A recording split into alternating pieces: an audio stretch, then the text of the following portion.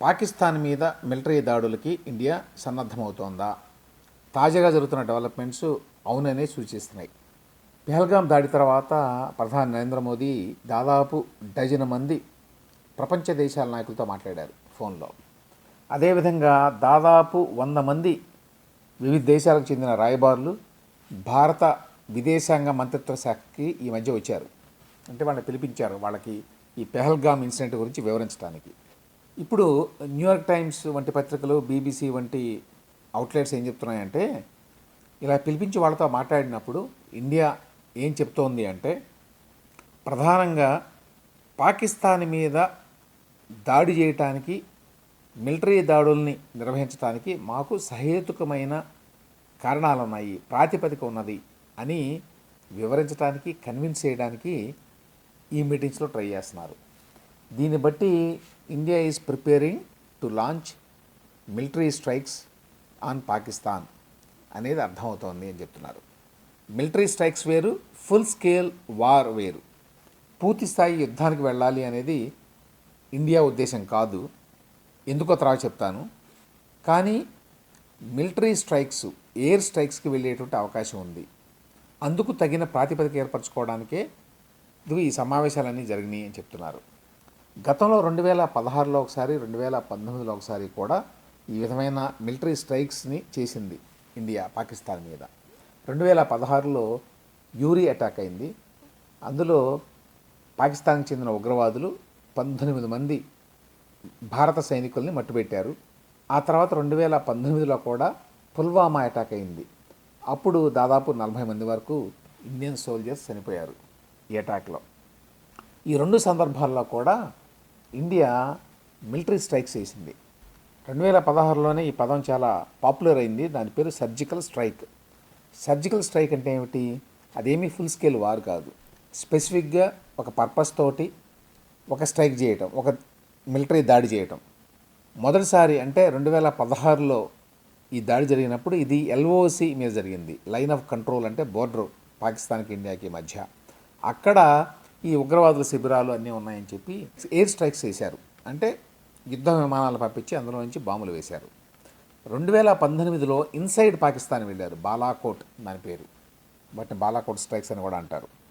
So inside Pakistan వెళ్ళి ఇదే విధంగా యుద్ధ విమానాలు పంపించి ఎయిర్ స్ట్రైక్స్ చేశారు, అక్కడ కూడా బాంబులు వేసి.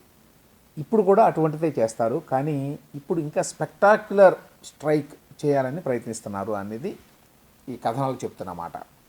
గతంలో కంటే ఇంకా పెద్ద ఎత్తున, భారీ ఎత్తున ఈ మిలిటరీ దాడి ఉండాలి అని భారత్ ఆలోచిస్తోంది. అయితే న్యూయార్క్ టైమ్స్ లాంటి పత్రికలు చెప్పేది ఏంటంటే, భారతదేశం ఇంతవరకు కూడా పెహల్గాం దాడులకు సంబంధించి ఇదిగో పాకిస్తాన్ పాత్ర ఉన్నది అనే దానికి ఎవిడెన్స్ ఇది అని చెప్పలేదు. ఇంతవరకు ఇటువంటి ఆధారాలను చూపలేదు. అయితే గతంలో జరిగిన అన్ని దాడులకు కూడా పాకిస్తాన్ మద్దతు ఉంది కాబట్టి, చాలా కాలంగా పాకిస్తాను కశ్మీర్ ఉగ్రవాదులకు సాయం చేస్తోంది కాబట్టి, ఈ ప్యాటర్న్ను బట్టి వాళ్ళు దీన్ని వెనకున్నారు అనేది స్పష్టంగా అర్థమవుతోంది అని ప్రస్తుతానికి వాదిస్తోంది. అయితే ఇంకా పూర్తి స్థాయి ఆధారాలని భారతదేశం సంపాదించలేదు. అందుకని అధికారికంగా ఇంతవరకు దాడి వెనక ఫలానా వాళ్ళు ఉన్నారని చెప్పి ఇండియన్ గవర్నమెంట్ చెప్పలేదు అని అంటున్నారు. ప్రస్తుతం ఇండియన్ గవర్నమెంట్ మీద, బీజేపీ గవర్నమెంట్ మీద తీవ్రమైన ఒత్తిడి ఉంది. పెహల్గాం దాడుల తర్వాత సరైన స్పందన ఇవ్వాలి పాకిస్తాన్కి. ఈ నేపథ్యంలో ఖచ్చితంగా భారత ప్రభుత్వం మిలిటరీ స్ట్రైక్స్కి పథక రచన చేస్తుంది, అందులో సందేహం లేదు. పాకిస్తాన్ కూడా ఈ విషయం తెలుసు. ఎందుకంటే తాజాగా వచ్చిన వార్తల ప్రకారం పాకిస్తాన్ డిఫెన్స్ మినిస్టర్, ఆయన పేరు ఖ్వాజా మహమ్మద్ ఆసిఫ్, ఆయన చెప్పాడు ఇంతకుముందే ఏమని, భారతదేశం ఖచ్చితంగా మా మీద దాడి చేయబోతోంది, ఇమ్మినెంట్ అన్నాడు. ఇమ్మినెంట్ అంటే జరగక తప్పదు భారతదేశం యొక్క మిలిటరీ అటాక్. ఆయన ఒప్పుకున్నాడు, ఎక్స్పెక్ట్ చేస్తున్నాం మేము, ఇండియా మా మీద ఈ మిలిటరీ దాడులు చేస్తుంది అని. దానికి మేము రెడీగా ఉన్నామని చెప్పాడు అనుకోండి. సో ఈ మిలిటరీ దాడులు ఎట్లా ఉండబోతున్నాయి, ఈ మిలిటరీ దాడులకి పాకిస్తాన్ ఏ విధంగా సమాధానం చెప్తుంది, లేక రిటాలియేట్ చేస్తుంది, ఇవి కంటైన్డ్ ఎయిర్ స్ట్రైక్స్ కింద ఉంటాయా, లేకపోతే ఎస్కలేట్ అయ్యి పరిస్థితులు చేయి దాటిపోతాయా అనేది ఇవాళ అందరి ముందు ఉన్న ప్రశ్న. గతంలో ఈ మిలిటరీ స్ట్రైక్స్ చేసినప్పుడు స్పెసిఫిక్గా ఈ మిలిటరీ స్ట్రైక్స్ మాత్రమే, అవి ఫుల్ స్కేల్ వార్ ఎఫర్ట్స్ కాదు. ఉభయ దేశాలకు తెలుసు కాబట్టి ఇది చేతులు దాటిపోతే మళ్ళీ కష్టం అని చెప్పి వాళ్ళు ఆ మిలిటరీ స్ట్రైక్స్కే పరిమితం అయ్యారు. ఇండియా చేసింది, ఆ తర్వాత పాకిస్తాన్ కూడా చేసింది ఇండియా మీద 2016లో 18లో. అక్కడతో ఆపేశారు. అయితే ఈసారి ఆ విధంగా జరుగుతుందా, లేదు పరిస్థితులు చేయి దాటిపోయే ప్రమాదం ఉంటుందా అనేది ఇవాళ చాలామంది ముందున్న ప్రశ్న. ఇండియా పాకిస్తాన్ రెండూ కూడా న్యూక్లియర్ దేశాలు, రెండింటి దగ్గర న్యూక్లియర్ వార్ హెడ్స్ ఉన్నాయి.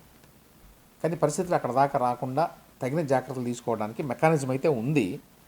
అందువల్లనే సాధారణంగా ఇది ఎస్కలేట్ కాకుండా ఈ రకంగా స్పెసిఫిక్ సర్జికల్ స్ట్రైక్స్ వరకు చేసి వదిలేయటం అనేది జరుగుతోంది ఇప్పటిదాకా.